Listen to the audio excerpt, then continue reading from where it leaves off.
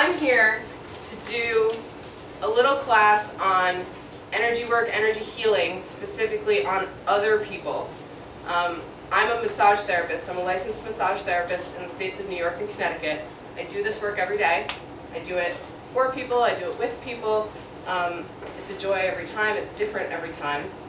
So I use a lot of different modalities interchanged. I use my intuition a lot. I probably mainly rely on intuition, I would say. Hello, hello. And because I use my intuition, that enables me to use all of the tools in my toolbox, both from here, from the Correllian tradition, from my massage training. So some of the massage modalities that I do are Reiki, which people are probably most familiar with. Bioenergetic craniosacral, which is a very cool energetic technique, very gentle for giving space. So I'll be talking about that a little because that's kind of my thing right now. And I do a little bit of polarity therapy. I do chakra work, chakra balancing. So we're just going to do a little bit of everything, see what happens. So I do need someone to come up here and lay down with me. No lack of I would, but I think you all would get too many jollies out of it, so I'm just going to let you all go. Oh dear. Okay, what number am I thinking of? 8. 1 to 10. 3. 8. 7. 5. Some people are luckier than others. No. I started playing the psychic game. Okay, Missy. Face up. Shoes off? Sure. You can do that. I'll probably take mine off too. I look better that way. It's just one of my keys. Grounding. One of my, oh, okay. Yep, no, you're fine. Under your knees. Thank you. Perfect. Comfy? Yeah. Okay. She's comfy. Okay. My number one thing when doing energy healing, before I even touch my client, is to ground. The ground is the anchor.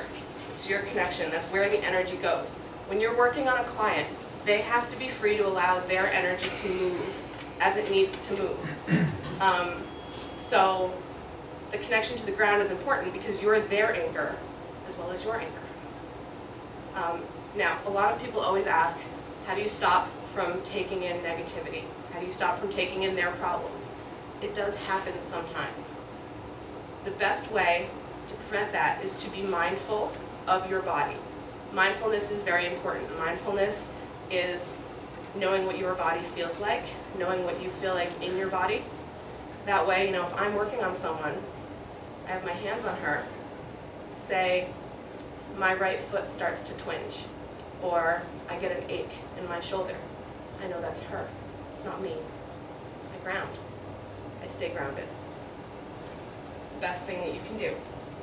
And it's really the best way to avoid taking in negativity. It also has to do with intent. Intent is really important. You know, it's funny, you would think approaching someone for an energy healing that my intent would be to heal them. My intent is not to heal her. My intent is to help her heal herself. My intent is to be here as a supporter, as a guide, to be whatever she needs me to be. And even though I am giving her healing energy, even though I am directing things to a certain extent, she's directing me. I can't try to force her to go somewhere she doesn't want to go. And that's, you know, one of the main things to remember when you're doing an energy healing. Otherwise, you'll get a client who doesn't want to be on your table, someone who wants to be out the door. Because if you're forcing them to go somewhere they're not ready to go, you're going to make them uncomfortable, you're going to make them anxious, you might even hurt them inside. So it's very important to be aware of that. Now, another thing that I suggest, if you're going to plan on doing energy healing on other people, it's a good idea to know basic anatomy. As we were saying yesterday in the Ancestor panel, you can only bring through what you know. So if you're doing energy healing and you have no knowledge of anatomy, it's going to be much harder to move the energy, much harder to find the blockages. because you don't know where things are. If you know anatomy, you have the tools to go exactly where you need to go. And this is energetic anatomy as well as physical anatomy. They're very similar things. They run together. The energetic body is not separate from the physical body. They are one. Example, solar plexus chakra. It's not just a chakra. There's major blood vessels here. There's a major nerve plexus here. The solar plexus chakra is just as physical as it is energetic. Same with the third eye chakra. The third eye chakra, right behind it, is what's called the third ventricle of the brain and the lamina terminalis. The lamina terminalis is kind of like a bone, sticks out. It is the very end of the primitive, what we would call, I want to say notochord, that's the word I'm getting right now. But when you're forming as an embryo, one of the first things that forms is a line, a primitive streak, which becomes a notochord, which becomes the sections in between your spinal bones. Helps grow your spine, grows your midline. The first thing to grow is your chakras, your midline. That's how you get front and back, left and right. So you have an energetic body long before you have a real physical body. So the lamina terminalis is the very end of that original energetic body. And it's right behind the third eye. So it's your key into your primitive self. So the energetic body is real. It follows. There are muscular lines that exactly follow energy channels. So when you're working with the physical, you are working with the energetic and vice versa. There is no separation.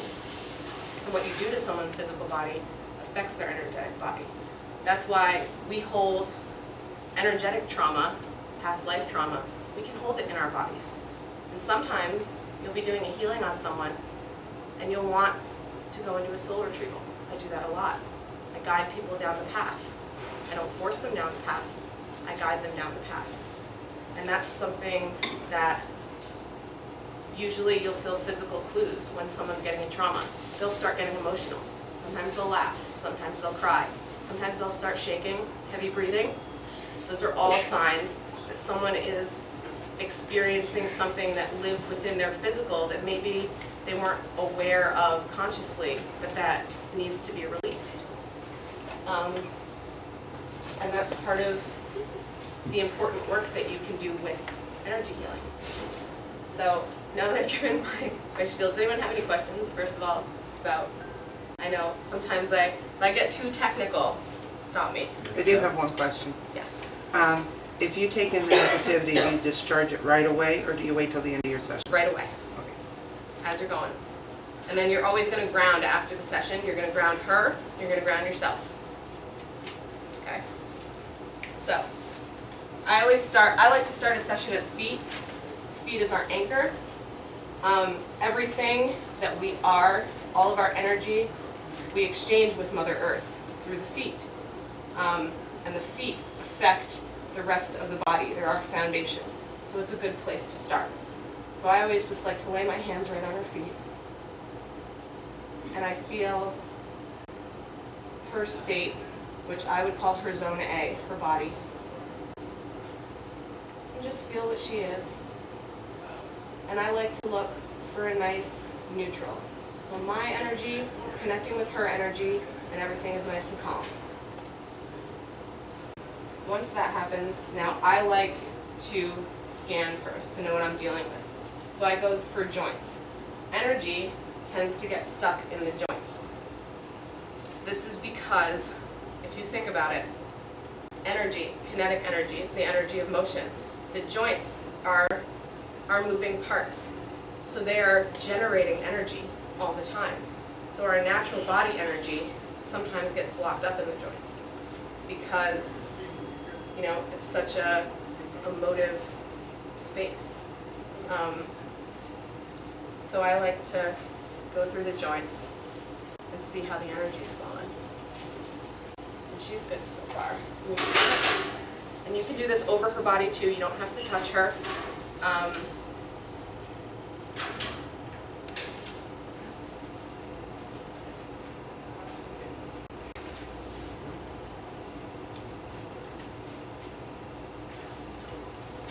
So I'm going to follow my intuition where it tells me to go. I want to go here. Very lazy. Okay. So when I get pulled to a spot, I just want to stay here, see what comes to me, see if she's shifting. But I don't want to be invasive with my energy. I want to give her space to do what she needs to do. That space is important. The spaces are where the healings can take place. If I were to sit here and, okay, how does this feel? I'm giving you space. How does it feel for you? Okay? Now, if I were to impose my energy on her, bear with me. How does it feel now? See? Sorry. It's okay. I should have warned her first. Before she volunteered. So you see, and you can practice it later with people if you want. Put your hand on their shoulder, passive energy. Put your hand on their shoulder and be into them. Be with them. It's too much. Too focused. You need to give them space. So I'm going to give her space that she needs. And this is, of course, right over solar plexus, which is a confluence of not just energy, but blood, nervous system messages. Everything flows through the solar plexus. Now I want to go here. Hips. And this is really common, have the energy pulled downward. If it gets stuck up in the joints, I like to surround the joints. So if her energy is stuck in her hip, which it is right now, I'm putting one hand above the knee, above the joint, one hand on the hip. And I let her energy move between my hands. Your hands have what's called piezoelectric force. It's a measurable electric force. When you have your hands, especially on another person's body, there's energy flowing. You create a circuit. So I'm not forcing her, I'm helping her. I'm allowing her energy to move through me. So her energy's moving real nice.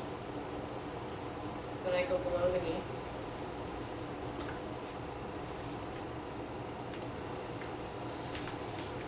And I brush it up. Now, sometimes you'll get a blockage that doesn't want to move that way. You have to be aware of her body, your body. Usually, if she's goes from relaxed to jumping like that, she's feeling something. It's always okay to check in. You're not going to interrupt their experience by asking them questions. You just hit it right at the navel to make it move place. That does happen sometimes. So if I feel a blockage here, and I tend to see them as, in my third eye, as I see colors of energy. Usually the blockages are black, dark colors for me, occasionally red, depending on what I'm pulling out. But if it doesn't want to move that way, or if you're called, intuition, not to let it move that way, put your hands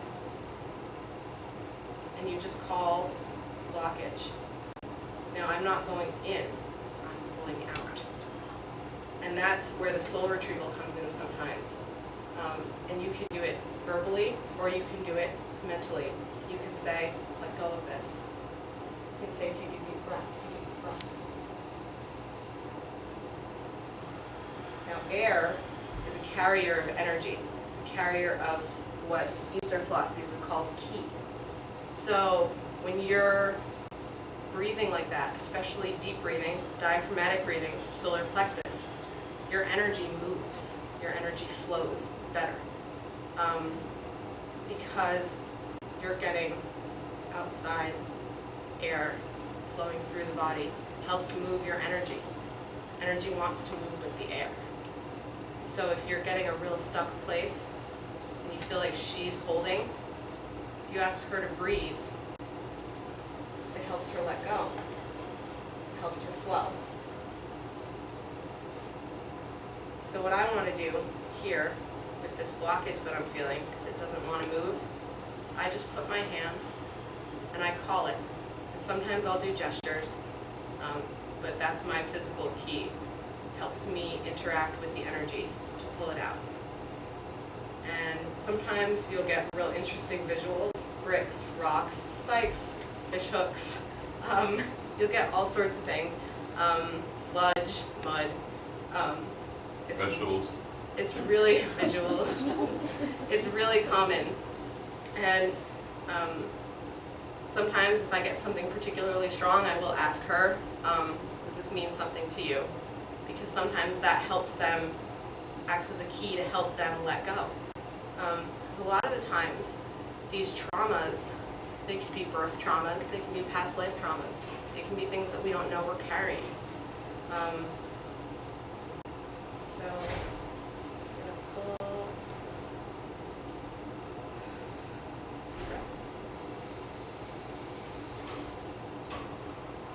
And then I toss it. It's another key. It's not like, it's what helps me ground the energy. I feel like I'm not taking it with me. And don't worry about, you can't hit someone with it. I've been asked that before. What if someone walks into your throat?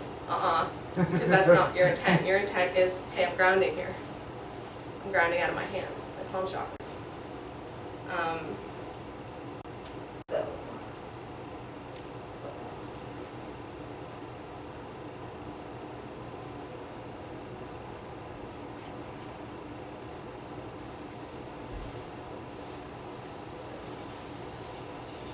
Just only gonna get one side done. How are you feeling? Roll that out. What did you feel? Oh, it's memories.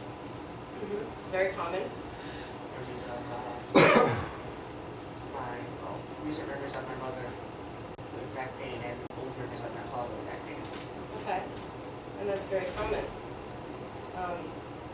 And sometimes it's their knowledge of someone else that they're carrying with them. And I'm not here to judge. I'm not here to judge what I get from her. I'm not here to judge her. I'm here to be a silent witness to her healing. And I will do whatever I need, whatever she needs me to do. And I'm not getting called anywhere else, really. So we'll do the other thing that I like to do sometimes, which is I do a lot of chakra balancing. Now, we all know chakras, 7 major chakras running up the midline. There are smaller chakras throughout the body, many, many smaller chakras. They run along our energy channels, anchoring the channels. So, unless we're clearing channels, we don't work with that.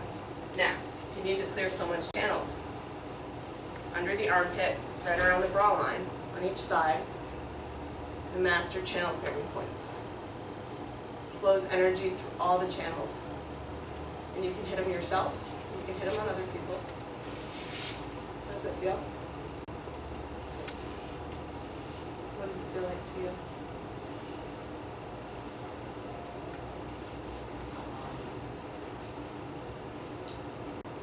I'm feeling and I'm seeing things in colors, and a bit of knowledge just undid itself.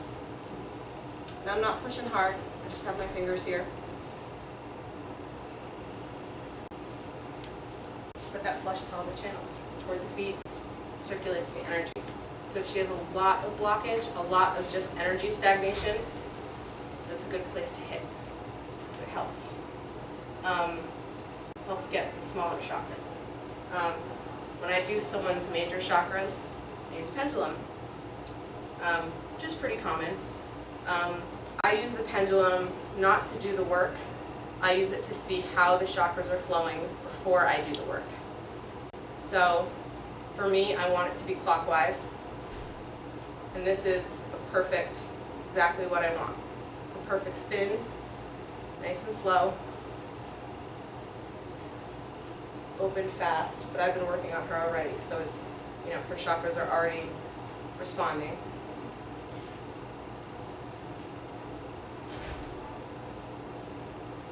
A little slower. A little blocked. But I was called to her stomach first, not surprising. And it's not spinning in the circle that I want. It's vibrating a little bit. It's all telling me that there's something here that needs to get released, that the chakra's not flowing correctly. And sometimes, if you just let it spin, it'll even itself out. But I would still, you know, go there after, clear and release it. And it's pretty much the same thing that you do, like in the first degree exercises when you're clearing your own chakras. That's what I guide other people through. People usually find it very relaxing. Solar plexus is good again, but we went there first. And that one's got a real nice spin on it. It's getting real wide, which I like. I like that a lot. Go to the heart.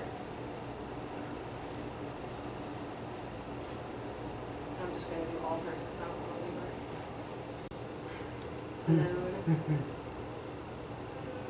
that one's spinning nice. Throat, which a lot of people don't speak their mind. You'll tend to get a lot of throat stuff. Depending on the person. So, a little bit at first, but it's flowing good now. The pendulum helps move the energy also.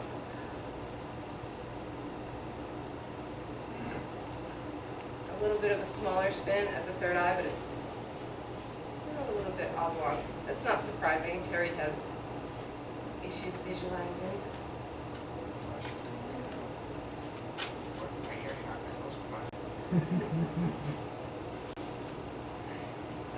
Welcome to healing.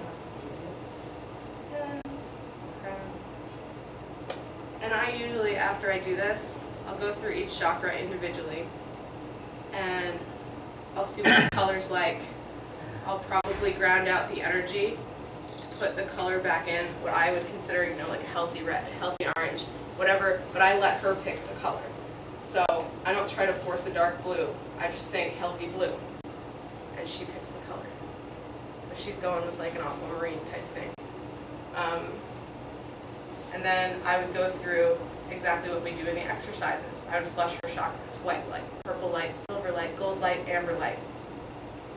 Pull them up, align them, pull them on a string, align yourselves, ground her out. And you can do chakras on joints too, if you want to. See if you have an energy blockage in a joint. Pendulums are really useful for energy work in general. You're backwards. But just switch the energy, let her pick, let her reverse. I don't actually know how I do that. It's hard for me to explain it, but I can do it with the pendulum. Just to switch the spin, get it flowing in a healthier direction. Sometimes if it does go like that, it's letting something go, and you just let it. When it's done, it'll switch back the other way. I may be able to manipulate pendulums. It's my secret.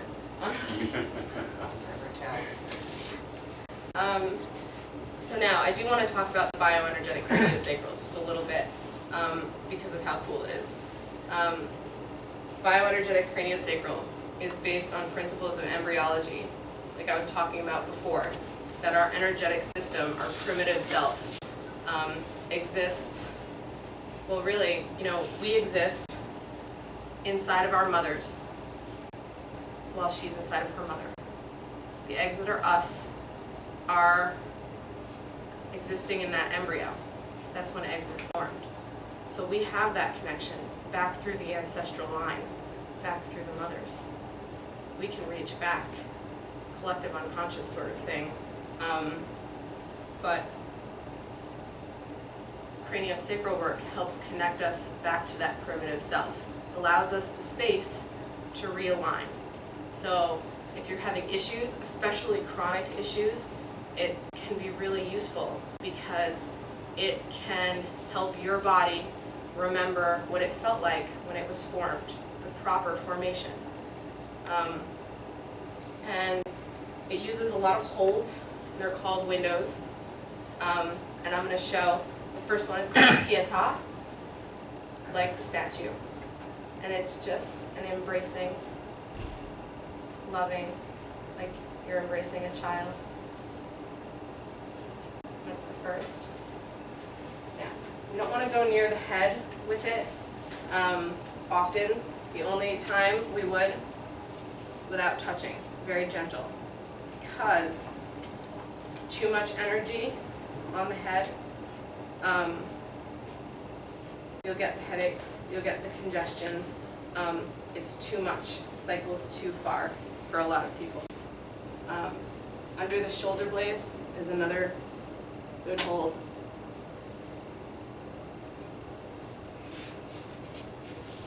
And the feet. Feet are always a great hold. But I'm going to go back to Pietà, and I'm grounded in my energy. Craniosacral has zones. There's zone A, her body.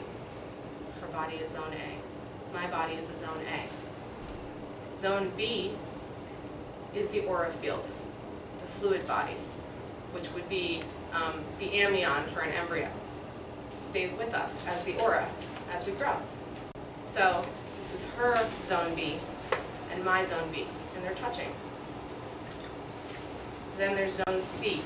Zone C would be the room, all of us in the room, probably a little bit outside. Zone D, the furthest zone, is the horizon. The horizon is where the real healing begins because it's the most space. It's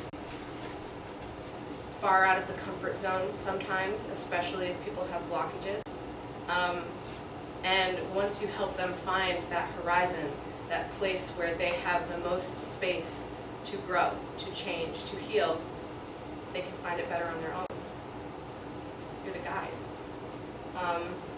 So I start in zone A, and I'm aware of my midline, my chakras, myself. I don't want to focus too heavily on her, because my intent is not to overwhelm her. My intent is to just be here for her, to cradle her, to be what she needs. And sometimes you'll start to feel energy flowing. You want to keep your hands real light, and as you go, your hands will kind of lighten up a lot more. And sometimes you'll feel a spinning sensation, a rocking sensation. The rocking sensation is called the long tide. There's a long tide and there's a mid tide. One is very in the mid tide, and that's the body's energy sort of interacting with the universe. It's the flow of blood, the flow of fluid, the flow of energy in the body. You'll feel it after a while. You'll feel it the more you do it. You might not feel it right away, and if you don't feel it, don't be upset, because whether you know what you're doing or not, the work is going to help if you just allow yourself to have that intent. And then, you don't want to stay in the zones for too long. So I'm going to pull her out, and it's pulling me right to zone C, intuition. I'm following where it wants to take me, letting myself be pulled. So my aura field is zone C. I'm in the room now. I'm taking her with me. I'm showing her how to expand. How's that feeling for you?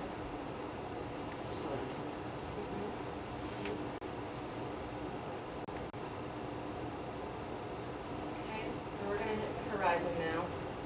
And when you hit the horizon, it's very interesting. I see a visual horizon, different for every person. I'm getting a desert with you, lots of cactuses. What?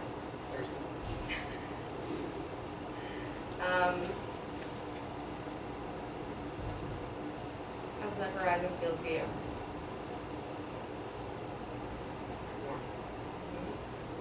Warmth is a really common sensation here. Now I don't know if you noticed, I'm starting to rock. She's rocking me. And that's my energy interacting with her energy. Kind of a little bit of a vibration. Realigns it. So I'm just giving her space. And there's lots of ways to give space. And you don't have to think of it zone A, zone B, zone C. I think of it that way because I'm a massage therapist, and that's how I was trained. But it's really just the intent. And if you don't know holds, you want to make up holds, that's fine too. You just want to make sure that they're comfortable, that you're not invading their space, that you're not pressuring them in a way that they don't need to yet be pressured. Because it is about them. It's not about me. It's not my healing. It's her healing. I have to put my judgment, my ego, my selfishness aside. I want to see her healed, but I can't carry that burden. It's not good for me. So I have to sort of let her make her own choices. I can follow her down the path and show her that way. I'm just going to keep this full. Does anyone have any questions? Yeah? I have a question. At some point when you're scanning the body and you're finding things, is there a point where you, in your judgment, have to turn them over to the medical profession because of what you're sensing without alarming anyone? Yes. Or do you just say, why don't you go see a doctor about this? Yes. If you're going to do, first of all, depending on what state you live in, if you're going to do this kind of work, sometimes you need a license to charge for it. If you're not charging for it, you don't need a license for it. Obviously, if you're not trained, you're not going to be doing massage stuff. You're doing holds. You're doing energy work. You can't hurt someone with energy work. Their body won't let you. You know what I mean? Like, you can interfere with them. You can put too much pressure on them. You can't cause permanent damage by doing energy work. The body will not allow you to do that. I think am I saying that right? Mm-hmm. I mean, the body is a dynamic being. It knows what's best for it, and that's what you're helping it to find is the way back to being better. And you can't help it find the way to being worse. You know what I mean? So when I work on people, I take an intake form.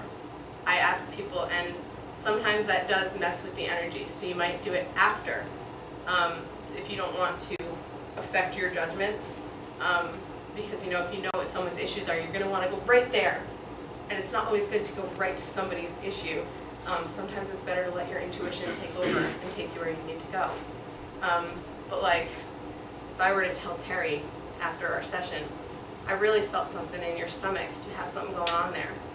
And she tells me, well, I have this sharp, sharp shooting pain around my side, up my back. I'll say, maybe you should go to a doctor.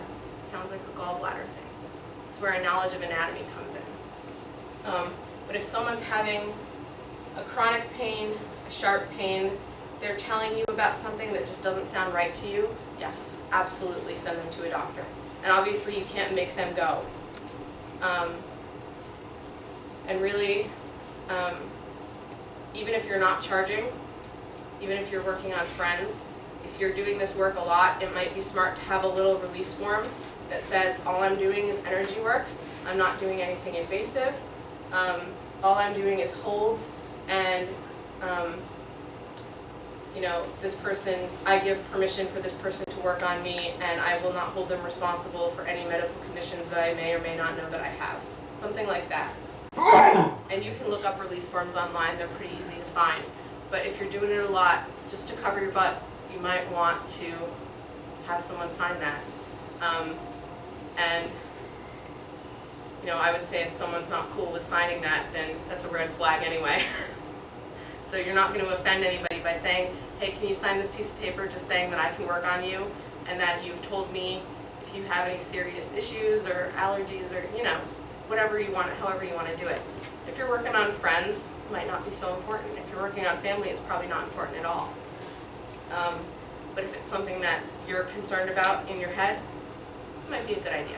I'm a massage therapist, so everybody that I work on signs a release form, except for you, John. That's later. And your soul and your firstborn child. I'm not the only one. And how much does Terry owe you now? Hey, if we can make your firstborn child, I'm good, okay? Do you use music or incense or anything like that? Yes, I will have music going. Usually it's nature music, really soothing music, massage music. I do know people who use, you know, like strange music. I have for chair massage sometimes, like off-site when I don't have my stuff, I'll use Led Zeppelin. But that just works for me. Yeah, right. But yeah, the music is helpful. A lot of people use singing bowls just because the singing bowls help with the vibrations. You can use bells. But music is much better than silence. Sometimes it gives a focus. So yes. Incense, you have to be careful about allergies. You have to make sure it's not too much for someone. But Aroma oils would work? yes, you can do that too. Again, being careful of allergies, being careful of dilutions, stuff like that. But yes, and they do make aromatherapy diffusers that you can just plug into the wall, put a few drops in and fill the room. And all of those things are keys that can help unwind the blockages more. So yes, I would say that. I keep a lot of stones in my room, a lot of quartz, a lot of amethyst, a lot of labradorite. Sometimes if I'm feeling something, I will place stones on the body, depending on what I'm feeling. Sometimes if someone's having a hard time, I'll give them a stone to hold, something for them to focus on. And usually, again, it's intuition, following what they're telling you, what the universe is telling you, what the ancestors are telling you, for hopefully their best good. And you know, being mindful of my body, of her body, is a way to you know, my teacher, my craniosacral teacher, was telling us a story about how she had this client. She saw her for 124 sessions. On her 125th session, she gave her what she thought in her mind was a normal session. The woman never came back. Sent her an email about 3 months later, and the woman said, you know, you made me very uncomfortable. And she was angry with her that, you know, you took me, you were too forced, you know, that her intent was too forced. She went back, looked up in her files the date of the session. It was the day before she went in for major surgery. She wasn't there in her mind. She wasn't being mindful. So she didn't notice that maybe the woman was distressed. Maybe she could have pulled back a little bit, given her a bit more space. So that's something important to keep in mind too. If you're not in a space, a right space in your own mind, if you're dealing with some trauma, if you're worrying about things, if you have a relative in the hospital, you're going into the hospital, maybe you're not in a state to give energy work. If you're sick, when I'm sick, my channels get blocked. I'm not feeling great. I don't want to work on people. Even distance work. You know, someone emailed me while I was sick a few months ago, and I was sick for a good week, had a fever, everything, and someone emailed me requesting a distance healing, and I said, you know, I got to get back to you when I'm better. I just can't right now. My energy's in no fit state. I need my energy to heal myself. And sometimes you just have to make that call. Any more questions? Angela? How is your energy work affected on your client who may have some type of implant in the body? Usually doesn't matter. usually doesn't matter. Obviously, if they have a metal plate, you know, it's going to conduct a little more energy. Areas like that, where there are implants or things, they usually need more energy because the area around them has scar tissue, the area around them has blockages, and you can help that implant feel like more of a part of their body by integrating for them and help them kind of learn how to flow their energy with it. And you know, sometimes it'll take a while, sometimes it doesn't. Sometimes this work works really fast for people. Some people will have one session, feel wonderful, everything's better. They never come back. Some people it takes a lot.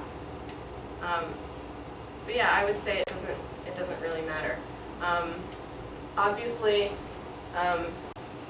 if you're the type of person, and some of us are, and we know who we are, who interferes with the electric equipment, you might want to avoid putting your hands directly over a pacemaker if someone has one. That's really the only thing I would be careful of, is shorting out a pacemaker or interfering with that, because it's an electrical impulse. That would be the only thing I would be afraid of. But again, I would, you know, talk to them about it and say, you know, you feel your heart going, let me know, check in with me. And that's something you can work out between your client. And I would probably just never put my hand directly over it. But that's with massage too. You know, if someone has a pacemaker, I can't massage directly over it. You can feel the wires, stuff like that. So, How do you do distancing? Is it pretty much the same way, and it takes a little more practice. And that's where the knowledge of anatomy really helps. Because you don't have a body right in front of you, but if you know the positions of the bones, positions of the organs, blood vessels, chakra lines, meridians, then you have an energetic connection to the person, or you know the person, or you hear their voice, you can use visualization to visualize them with you and heal them just the same.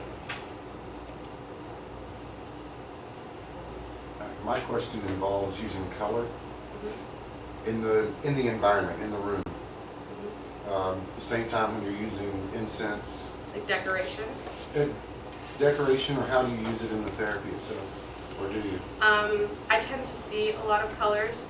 I tend to, you know, sometimes when I'm doing like the pulling, or if I'm just doing hands, I will get my energy as colors, feel her energy as colors, her aura as colors. Usually, to me, blockages show up as more opaque, darker, less pleasing colors. The, you know, ickier colors. You know, if you're getting like a vomit-colored sort of grossness, then there's probably something going on. You know, if you get a really, you know, pretty walnut brown and you're liking it, go with it. You know, I just kind of let the colors flow. As for colors in the room, that's probably a personal thing.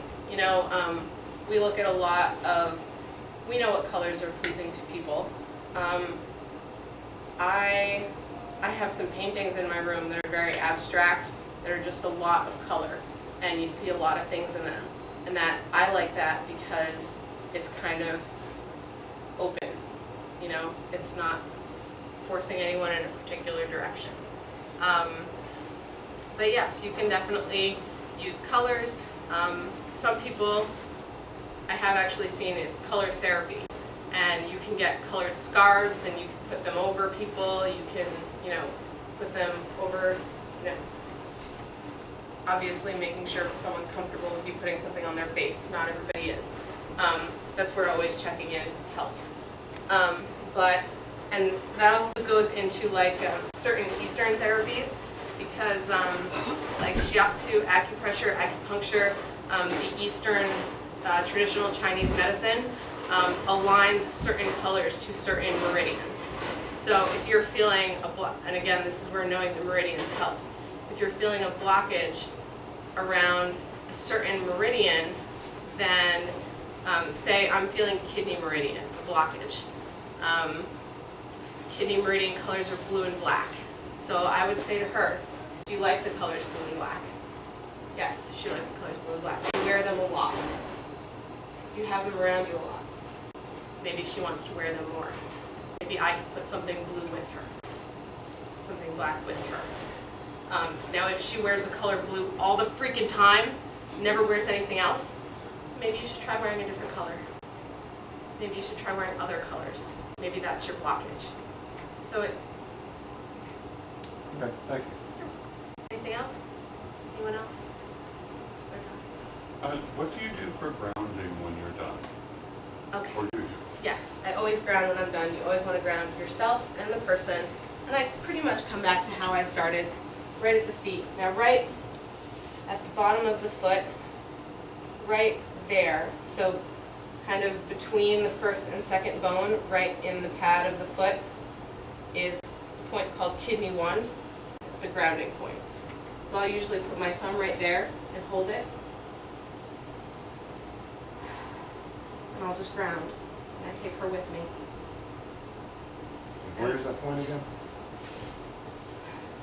It's right here. Okay. And then usually I like to brush people off. And then make sure to hit the joints. And this is just help her clear energy, get any energy that might be sticking to her skin on the surface, just off and away so it's not reabsorbed and bothers her later. And then just, you know, pull her right down with me. And I ground just normal, and, you know, my connection to her, I can take her with me. And I can ground her. And you always want to ground, because otherwise she'll be bouncing off the walls later, or, you know, other effects of ungrounded energy, and it's the same effects we would feel. I've had clients ask me not to ground them, and I will not do it. Will not. I always do it. I had a client ask me not to ground her because she wanted to learn to do it herself. You can learn to do it yourself if your energy's already grounded. That's not, I won't send someone away in that state. It's not fair to them. It's just not.